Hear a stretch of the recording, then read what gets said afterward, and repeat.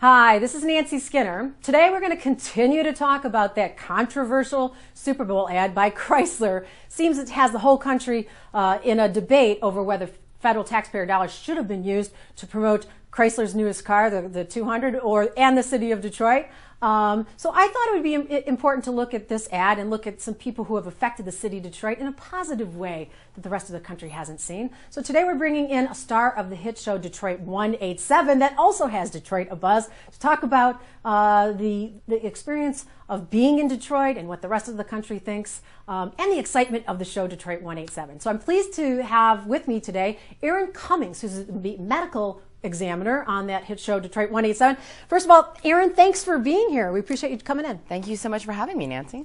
Okay, great. Before we get into the show, which we're all excited about here in Detroit, a little bit, obviously you saw that Super Bowl ad that everyone's talking about. What was your initial impression when you saw that? Well, I was actually at a Super Bowl party with a group of friends, and none of us really were very interested in what was going on in the game. There wasn't anyone that had any sort of personal connection with either of the teams, so there was a lot of chit-chat going on, and then all of a sudden, it's like just time stopped and everyone was mesmerized by the commercial, and we were obviously very excited about it. I think that, I mean, I'm certainly not going to get into any kind of political debate about federal tax dollars and what should be done with them, this and that, so I won't even get into that, but what I will say is I think that that commercial has some long-term effects that are really positive, that maybe people aren't necessarily thinking about, and that also goes into Detroit 187 and the long-term effects of that show as well. Sometimes when you spend a little bit of money initially, what happens is people, all of a sudden, you start changing the perception of Detroit, and it has a residual effect that won't even be measured. For example, companies that are trying to recruit people from outside of the state to come and work for their companies. Right now, maybe a lot of people might say, I don't really want to live in Detroit because I don't think that positively about the city because of the things I've heard.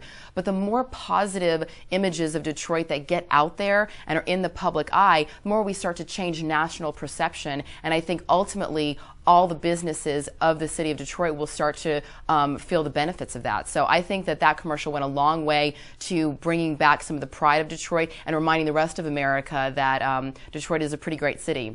Right, so there was for us this emotional undercurrent to that. The same thing is happening, Erin, with the show Detroit 187. I think that has reignited the city, and we see a lot of the great places that used to be and are that the rest of the country doesn't see, and so you've tapped into the spirit. So you're first of all, you're not a native Detroiter, but you give me your background because it's quite interesting. Well, I was born in Lafayette, Louisiana, and then my father, because he's in the Air Force, he moved us to Omaha, Nebraska, then Seoul, Korea for 2 years, and then Bossier City, Louisiana.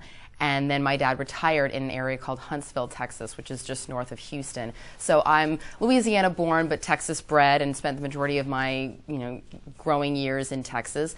And then went to college there, studied journalism, and when I graduated, I moved out to LA, and I've been in Los Angeles ever since, except for the occasional location shoot. I was living in New Zealand last year for Spartacus, and now I'm living here in Michigan for Detroit 187. Okay, so New Zealand, global, to Detroit. That's quite a journey. Well, I remember it used to get down in the 40s in New Zealand. I would go, oh my gosh, it's freezing. I got to go home. And today it's 3 degrees outside today, which I've never been in weather like this in my life, ever. Yeah. But I'm embracing it. I've used it as a great excuse to go shopping. I have a fabulous woolen cashmere Michael Kors coat that I will never be able to wear in Los Angeles. So I wear that as often as I can. And I have my whole little scarf collection. I choose to figure out the positive way to look at the snow and the cold. And I also, every time I go outside and I think about maybe complaining about the weather, I think about the numbers of people who don't have a warm home to go to and don't have the resources to keep themselves clothed in a very warm fashion. And I go, okay, stop being a brat and stop complaining about the weather. And you're fine. You've put your money where your mouth is. I want to get to that in just a second. But I have Great. one interesting question. So when you auditioned for this role for the show Detroit 187, you must have had a certain impression in your mind, and now you've been living here for about 6 months. Tell our viewers here what's different about what you thought when you first heard, oh, you're going to have to be in Detroit for the show, and then at your experience in living here. None of us knew when we auditioned that we were going to be shooting it in Detroit. In fact, we shot the pilot in Atlanta because there was snow all over Detroit, and then the word was that we were shooting it in Los Angeles. I mean, they shoot a lot of shows. CSI Miami is in LA, and CSI New York is in LA. So we all kind of assumed it would be in Los Angeles, but then we found out that it was in Detroit, and I don't know, I guess sort of this is what I do. So I just went, okay, I got to go to Detroit. All right, let's go to Detroit. It wasn't necessarily that I thought that Detroit was going to be a scary city or dangerous, which I think is a common misconception.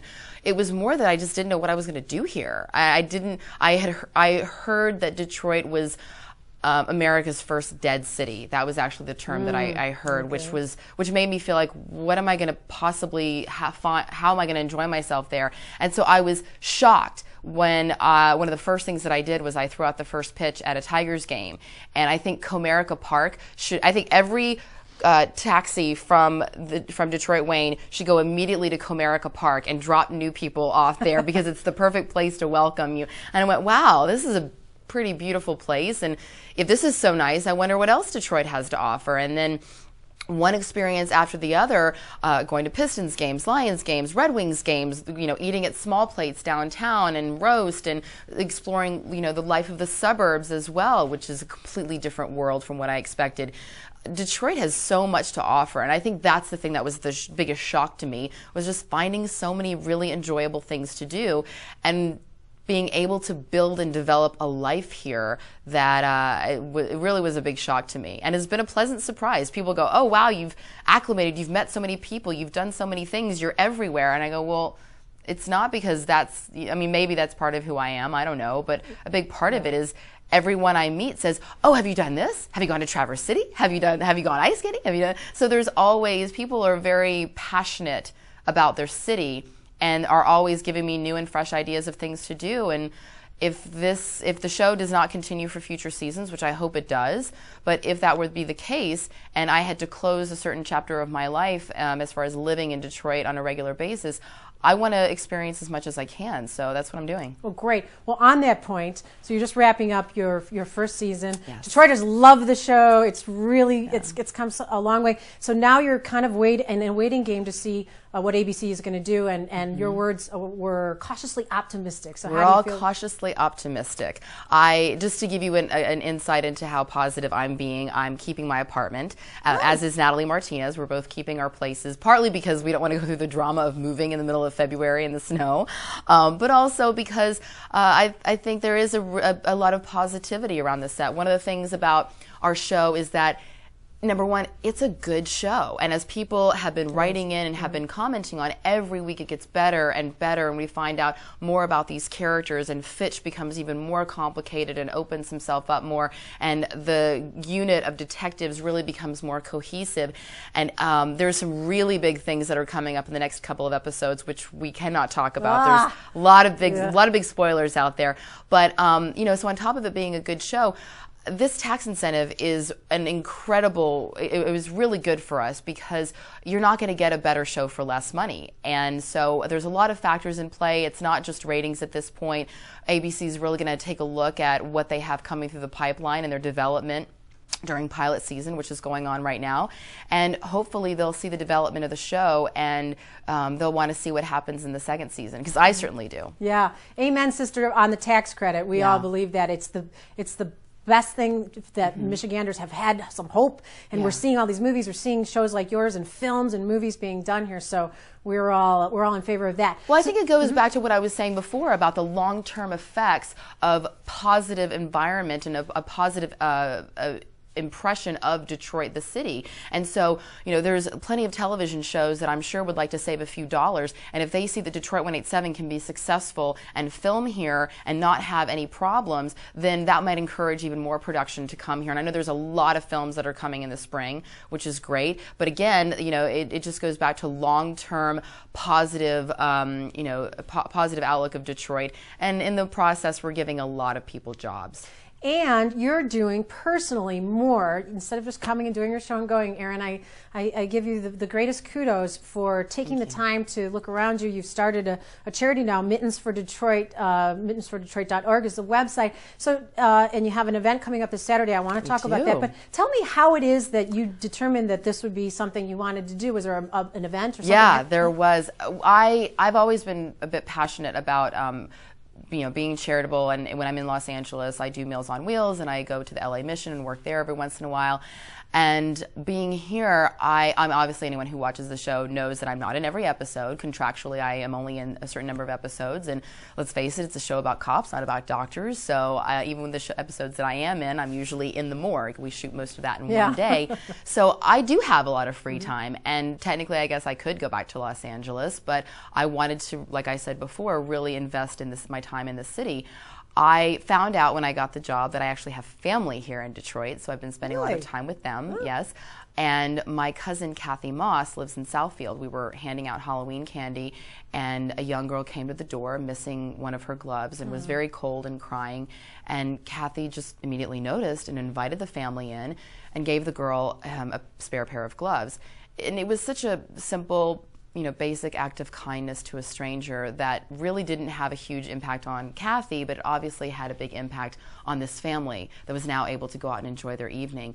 And it resonated in me, and I just sat there and I went, and of course I'm crying profusely in the corner about this whole experience, and I couldn't stop thinking about it. And the next day, on November 1st, I called my friend Jason Brown from Public City PR, and I said, I want to get gloves and then give them to people who need them, and I don't know how to do that. What do you think? And from there, it just snowballed, and we brought on Viet Lee, who did our website, and Miriam Klingman, who does all of our social media. And then we started to get some sponsors like Michigan Box Company, who gave us drop boxes, which are now all over the Metro Detroit area for people to deposit gloves. American Coney Island, which facilitated that relationship. Just Baked Cupcakes, who was offering cupcakes to people who would bring in gloves.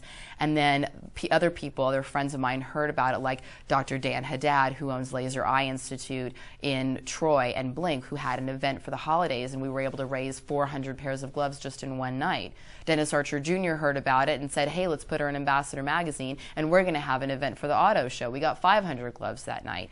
So really, a lot of these businesses around town have jumped on board and helped us. Quicken Loans raised over $4,000 by these great ideas. They had Grilled Cheese Day, where they had custom grilled cheese sandwiches and tomato soup and a cupcake. You can't eat grilled baked cheese sandwiches and be on the show, right? That's outside your diet. The terrible thing about Detroit 187 is that they constantly have me in lab coats and jackets. So, and Michigan, it's the Midwest. We're just eating, nonstop. As anyone who follows me on Twitter will know, all I do is eat. So I got to get back on my LA time when I go give your home. Twitter out. What's your Twitter address? It's Erin L. Cummings. Okay. So, but yeah, so a lot of Quicken Loans has been amazing. The Detroit Tigers raised 800 pairs of gloves for us. It's been wonderful not only to be able to see the people who benefit from it, like the Michigan Veterans Foundation and Covenant House of Michigan for homeless teens, and the YWCA Interim House for domestically and sexually abused women.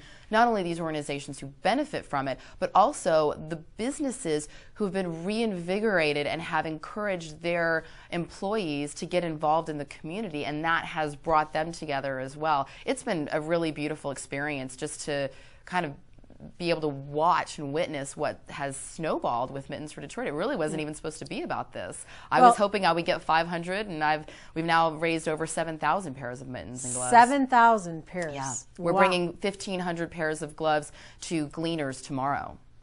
That is fantastic. Yeah. In the words of Eminem, I got to quote him, that's what we do. That's what we do.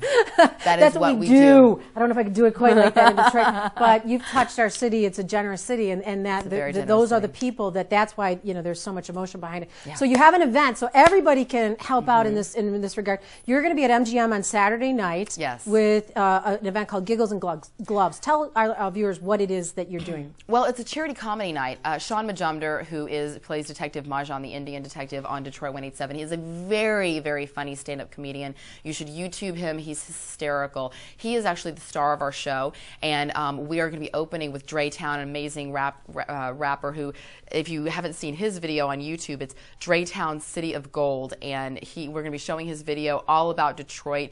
And he's going to open us up, and then Sean's going to be our star. We have 5 local comedians, including Michael Imperioli's stand-in, Paul Elia, and Charlie Newhart, one of our background detectives, and Kimmy Kay, who's one of our makeup artists. It's a real big family affair, and tickets are on sale at mittensfordetroit.org. Just go up to the very top, and you can click on A Night of Giggles and Gloves.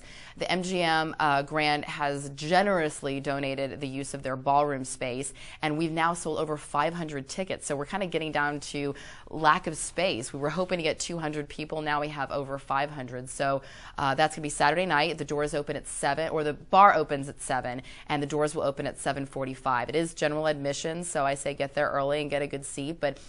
And they're only $10. Yeah, so this is something anyone can afford. You got $10 to help get kids with gloves. Well, the great thing about it is we actually are partnering with Crossroads of Michigan, and Crossroads of Michigan is a really great organization. Sean actually said, if I'm going to do this, I want to be able to benefit my favorite charity, which was Crossroads. And Crossroads is actually one of the benefiting charities of Mittens for Detroit. We give them gloves, but we're also going to be helping them by raising funds for them. They take people who are really having a bad time and are trying. They take people who maybe can afford to pay for groceries, but they can't afford to pay for heat, or vice versa. Or they can afford to make their car payment, but they can't afford to put clothes on their kids. So they provide job placement, housing placement, clothing, food to people who really need it and are really working hard and just can't make ends meet. So they're going to be there. Not only do we encourage people to come and pay $10 for your ticket, but Crossroads will happily take any sort of financial donation that you want to bring there in the form of cash or check.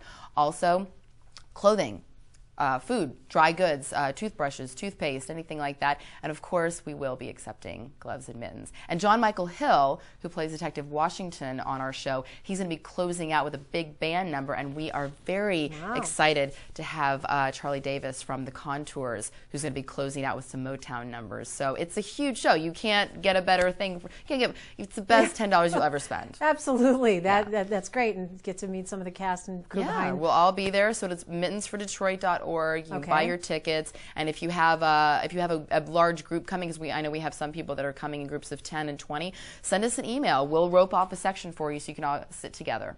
So you'll warm up some Detroiters, warm up your heart.